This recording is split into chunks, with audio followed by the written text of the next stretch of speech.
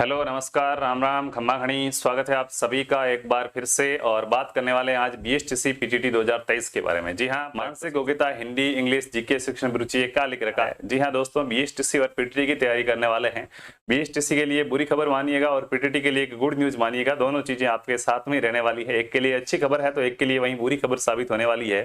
BSTC 2023 के अंदर एक नया रूल्स लागू होने वाला है। नया रूल्स हालांकि 2022 से ये लागू हो गया था, लेकिन 2023 में इसकी क्या दशा रहेगी, क्या दिशा रहेगी, उसके बारे में अपन बात करेंगे। तो आप सभी को पता है जैसा कि बीएसटीसी के अंदर कुल 200 प्रश्न आते हैं एग्जाम के अंदर, और उन कुल 200 प्रश्नों के दोस्तों हमें 600 अंक है वो दिए जाते हैं। 600 अंकों का हमारा पेपर होता है, जिसमें से हम 400 के आसपास नंबर लेके आ जाते हैं तो हमारा अच्छे प्रकार से बीएसटीसी के अंदर है वो चयन हो जाता है। लेकिन अब दोस्तों कुछ ऐसा होने वाला है जिससे आपके 400 नंबर लाना बहुत बड़ी मुश्किल हो जाएगी। सिलेबस का एक भाग है वो फिर से कठोर होने वाला है, टफ होने वाला है, जिसको तैयार करना जहां पहले हम 2-4 दिन में तैयार कर देते थे, अब उसके लिए 4 से 14 दिन का समय है वो आपको लगने वाला है। जी हाँ साथियों, देखिए मानसिक योग्यता के आज भी 50 प्रश्न आते हैं, और प्रश्न को अगर सीधा सही करोगे तो 3 नंबर मिलेगा, गलत करोगे तो 0 नंबर मिलेगा।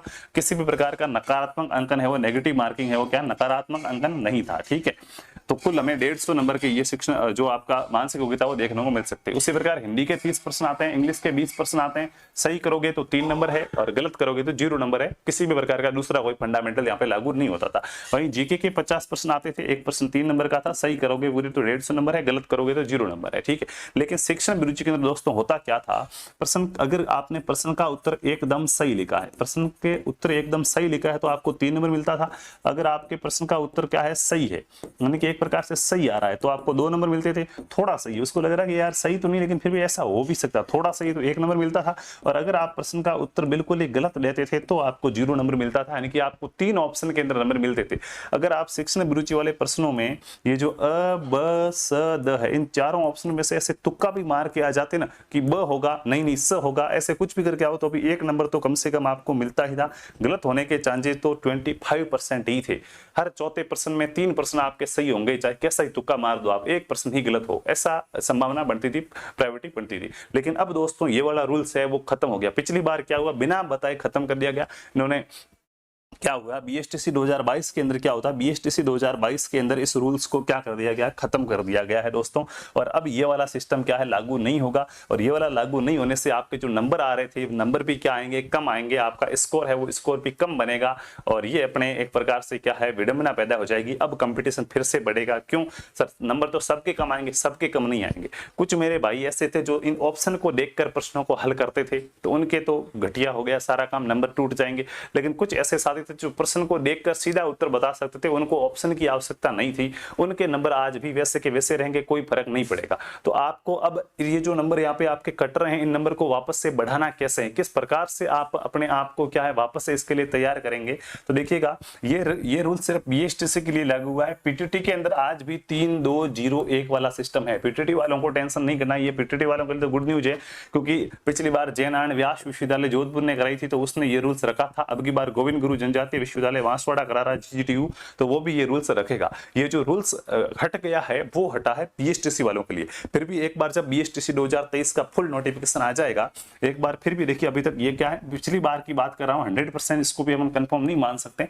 जब बीएसटीसी 2023 का नोटिफिकेशन आ जाएगा तो इसी चैनल के माध्यम से यहाँ सब्सक्राइब करें, घंटी वाला आइकन को ऑल करें। हमारा न्यू चैनल है, पर्सनल चैनल आप मानिएगा कि मैं आपको यहाँ पर क्या है यूट्यूब पर जरूर मिलूंगा। ठीक है, तो यहाँ पर मैं आपको बता दूंगा कि किस प्रकार से अब आगे वाला फंडामेंटल रहने वाला है। क्या 2023 में ये नियम फिर से लागू रहेगा, फिर से इसको जोड़ा जाएगा, यहाँ पर हटा हुआ ही मान लिया जाएगा। तो अब आपके लिए क्या है कि ये थोड़े से यहाँ पे नंबर कमाएंगे, ये मुसीबत आपके लिए दोस्तों क्या है सामने खड़ी हो गई है। ठीक है, अब यहाँ पे आपको इसमें सुधार कैसे करना है। पहले दोस्तों जो शिक्षण अभिरुचि हम 10 घंटों के अंदर पढ़ लेते थे, मैं आपको सिर्फ 6 क्लासें थ्योरी की पढ़ाता था, 6 क्लासें थ्योरी की पढ़ाता था, और 4 क्लासेज के अंदर लगभग अपन 200 के आसपास क्वेश्चन करते थे। उसके बाद आपकी शिक्षण अभिरुचि क्लियर हो जाती थी।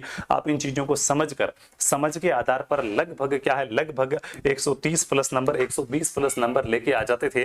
लेकिन अब ये मुश्किल हो गया है, अब ऐसा आप नंबर नहीं ला सकते।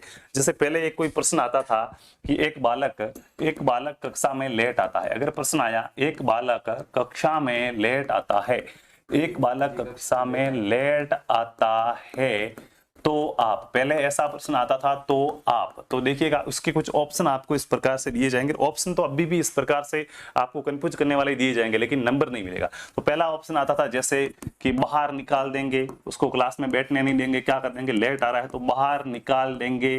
दूसरा ऑप्शन आपका आ जाता था कि समझा कर बिठा देंगे, भाई समझाएंगे कि आगे से लेट मत आना, समझा कर क्या करेंगे, समझा कर बैठा देंगे।